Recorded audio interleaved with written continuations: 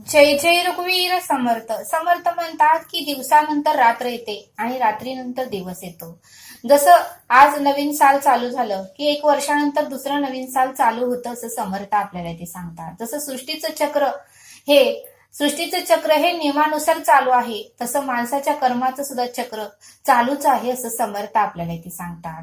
आणि म्हणूनच समर्थ म्हणतात हे चक्र पूर्णपणे माणसाचं कर्म फेटेपर्यंत चालूच राहतं असं समर्थ आपल्याला ते सांगतात. आणि म्हणूनच समर्थ म्हणतात की कर्माचा फेरा कोणालाही चुकलेला नाही. आज कर्म केलं तर लगेचच शिक्षा होते असं नाही, पण कालांतराने थोड्या दिवसानंतर ते चक्र परत फिरून आपल्यापाशीच थांबतं असं समर्थ आपल्याला ते सांगतात. आणि म्हणूनच समर्थ म्हणतात की माणसाचं कर्म हे फिरून परत माणसाच्या पायापाशीच येतं असं समर्थ आपल्याला ते सांगतात. आणि ते समजावून सांगण्यासाठी समर्थ आपल्याला एक छोटीशी कथा सांगतात. समर्थ म्हणतात की एका गावामध्ये एक मोठासा व्यापारी राहत होता आणि त्याचा कामाचा व्याप एवढा होता की तो नेहमी चिडचिड करत असे आणि भरपूर त्याला काम होतं.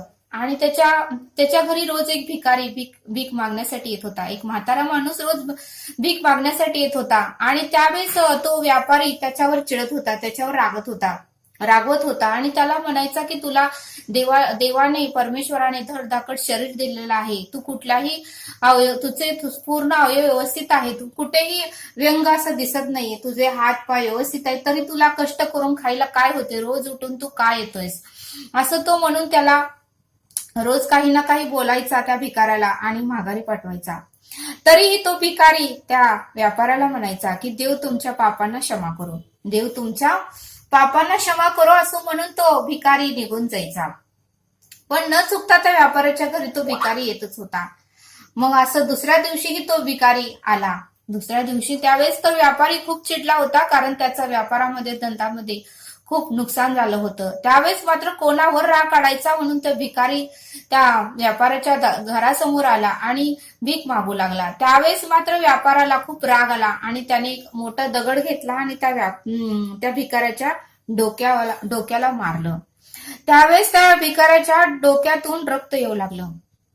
आणि मग मात्र तरीही तो भिकारी रागाला गेला नाही, चिडला नाही आणि तो भिकारी त्या व्यापाऱ्याला म्हणाला की देव तुमच्या पापांना क्षमा करो, आणि तो तिथून निघून गेला. आणि मग मात्र व्यापाऱ्याला काहीच कळना की हा माणूस आहे का कोण आहे, ह्याला एवढं मी मारलं, एवढं मी ह्याचा अपमान करतोय, ह्याला एवढं मी रागवतोय, तरी हा रोज उठून माझ्या दारात येतोय आणि उलटा अजून एवढं मी ह्याला त्रास देऊन ही मला म्हणतोय की देव तुमच्या पापांना क्षमा करो.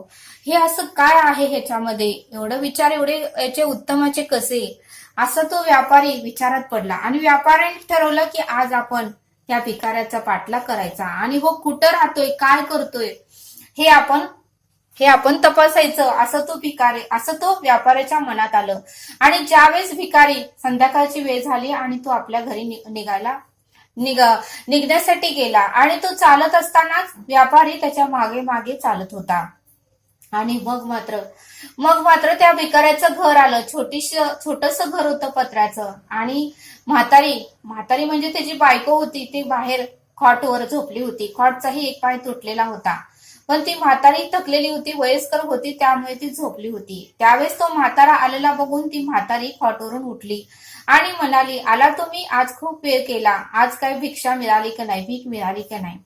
त्यावेळेस तो भिकारी म्हणाला, आज मिळाली, पण एकच भाकरी मिळाली, आता या एक भाकरीतच आपण आज दोघे मिळून जेवूया.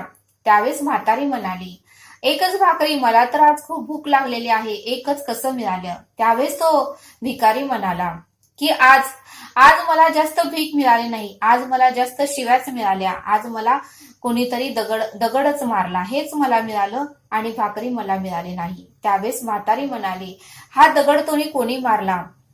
त्यावेळेस तो म्हातारा म्हणाला की हा दगड म्हणजे माझ्याच पापाचं फळ आहे आणि आपण जे केलं त्याचंच फळ आपल्याला आता फेडायला मिळत आहे.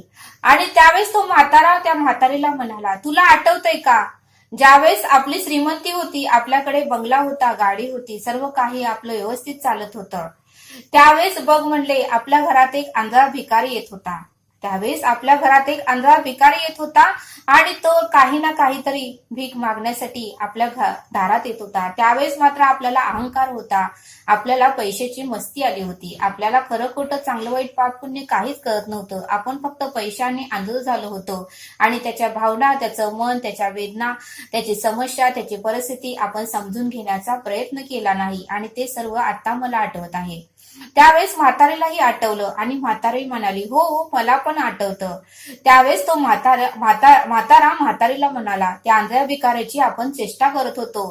तो ज्यावेळेस भाकरी मागत होता त्यावेळेस आपण भाकरी म्हणून त्याच्या हातावर कागद ठेवत होतो आणि आणि त्याला आपण एकदा दोनदा आपल्या घरातली वाटी पेला फेकूनही त्याच्या डोक्यावर मारलं आणि तरीही त्याने वाईट वाटून घेतलं नाही. बघ आपण किती पाप केलं आणि आता मला ते दिवस आठवतात. त्यावेळेस म्हातारी म्हणाली, हो आपली परिस्थिती त्यावेळेस उत्तमाची होती, पण आपल्याला मात्र पैशाची मस्ती आली होती, अहंकार आला होता, आपल्याला पैशाने आपल्याला आंधळ केलं होतं. आंधळ्या भिकारीची आपण चेष्टा केली, त्याला भाकरी म्हणून पांढरा कागद त्याच्या हातावर ठेवला, त्याला शिवेगाळ केला, त्याच्यावर वाटी पेला फेकून मारलं आणि त्याचंच फळ आपल्याला मिळत आहे. कारण त्यावेळेस तो आंधळा भिकारी नेहमी आपल्याला म्हणायचा की देव तुझ्या पापांचा हिशोब घेईल, देव तुझ्या पापांचा हिशोब घेईल, असा तो 7-8 वेळा म्हणून गेला. नेहमी एकदा आला त्यावेळेसही म्हणाला, देव तुझ्या पापाचा हिशोब घेईल. 8 दिवसांनी आल्यावरही म्हणाला, देव तुझ्या पापाचा हिशोब घेईल. असं तो म्हणत होता. तरीही आपण त्याच्याकडे लक्ष दिलं नाही, कारण आपल्याकडे भरपूर पैसा होता, प्रॉपर्टी होती, श्रीमंती होती, नोकर चाकर होते आणि आपण श्रीमंत झाल्यामुळे आपल्याला त्या भिकाऱ्याच्या भावना समजल्या नाहीत. पण आता मात्र मला वाईट वाटत आहे, कारण तो आंधळा भिकारी जसं म्हणत होता की देव तुझ्या पापाचा हिशोब घेईल आणि आता देव माझ्या पापांचा हिशोब खरंच घेत आहे. माझ्या परिस्थितीला आपण स्वतः जबाबदार आहे, असं तो म्हातारा त्या म्हातारीला म्हणाला. त्यावेळेस म्हातारी म्हणाली, हो तुमचं बरोबर आहे, आपल्या या परिस्थितीला आपण दोघंच जबाबदार आहे. त्या आंधळ्या भिकाऱ्याचा आपण आशीर्वाद घेतला नाही तर तळतळाट घेतला आणि मग मात्र मी आता ठरवलं आहे की त्या आंधळ्या भिकाऱ्यासारखं आपण लोकांना म्हणायचं नाही. माझ्यासारखी परिस्थिती माझ्या दुश्मनाच्या आयुष्यातही येऊ नये आणि म्हणूनच मी प्रत्येक घरी भीक मागायला जातोय आणि त्यांनी जरी मला वाईट वर्तणूक दिली, त्यांनी जरी मला दगडाने मारलं, त्यांनी जरी मला शिव्या दिल्या, जरी त्यांनी माझं मन दुखवलं, माझ्या भावना दुखवल्या, तरीही मी त्यांच्यासाठी देवाकडे हीच प्रार्थना करतो की देव तुमच्या पापांना क्षमा करो, कारण माझ्यासारखी परिस्थिती कोणावरही येऊ नये. म्हणूनच मी नेहमी त्यांना म्हणतो की देव तुमच्या पापांना क्षमा करो. त्या आंधळ्या भिकाऱ्यासारखं मला म्हणायचं नाही, मी सगळ्यांचं उत्तमच करणार आहे, असं तो म्हातारीला म्हणाला. आणि मग मात्र हे सर्व काही बोलणं ऐकून व्यापारी तेथून निघून गेला. व्यापारालाही वाईट वाटलं आणि मग मात्र तो म्हातारा दुसऱ्या दिवशी उजडल्यानंतर त्या व्यापाऱ्याच्या घरी गेले. त्यावेळेस व्यापाराने त्या दोघांचं बोलणं ऐकलं होतं, त्या म्हाताऱ्याचं आणि म्हातारीचं. त्यावेळेस व्यापाराने तो म्हातारा भिकारी यायच्या अगोदरच ताटामध्ये 2 चपाती, 2 भाकरी, भाजी आणि भात सर्व काही काढून ठेवलं होतं आणि त्या भिकाऱ्याच्या हातावर ठेवलं आणि तो व्यापारी म्हणाला, हे तुम्ही घेऊन जावा आणि तुम्हाला अजून काही लागलं तर मला सांगा आणि मी आतापर्यंत तुमच्याशी जे वागलो, जे वाईट तुमच्याशी व्यवहार केले, तुम्हाला दगड फेकून मारला, त्याबद्दल मला क्षमा करा. आणि त्या व्यापाराने त्या म्हाताऱ्या भिकाऱ्याची अक्षरशः पाय धरून माफी मागितली आणि मला खरंच पश्चाताप होत आहे आणि तुम्ही कृपा करून मला क्षमा करा आणि तुमचा मुलगा मला समजा आणि मला क्षमा करा. त्यावेळेस मात्र त्या भिकाऱ्यालाही खूप आनंद झाला आणि तो भिकारी त्या व्यापाऱ्याला म्हणाला की देव तुमचे भले करो असा आशीर्वाद देऊन तो म्हातारा ते सर्व काही भीक घेऊन आपल्या घरी निघून गेला. मग बघा म्हणले समर्थ, या बोधातून, या कथेतून आपल्याला हे शिकायला मिळतं की माणसं फक्त आशीर्वाद आणि शाप देतात. आपण जर चांगलं उत्तमाचं कर्म केलं तर माणसं आशीर्वाद देतात, आपण जर कोणाचं वाईट केलं तर माणसं शाप देतात. म्हणूनच समर्थ म्हणतात की परमेश्वर माणसाच्या कर्मानुसार फळ देतो. परमेश्वर हा माणसाच्या कर्मानुसार फळ देतो आणि म्हणूनच परब्रह्म ईश्वर म्हणतो की ऋतू जसे बदलतात तसं माणसाचं कर्मही, माणसाचं कर्माचं चक्रही सतत फिरत असतं आणि ते परत फिरून फिरून आपल्या पायापाशीच येतं. आणि म्हणूनच समर्थ म्हणतात की कर्माचा हिशोब कधीही चुकला नाही, कर्माचा हिशोब कधीही चुकला नाही. आणि म्हणूनच समर्थ म्हणतात की कोणालाही कमी लेखू नका, कोणाचीही टिंगल करू नका, कोणाचाही अपमान करू नका, गरिबावरती हसू नका, कोणाचा पान उतारा करू नका.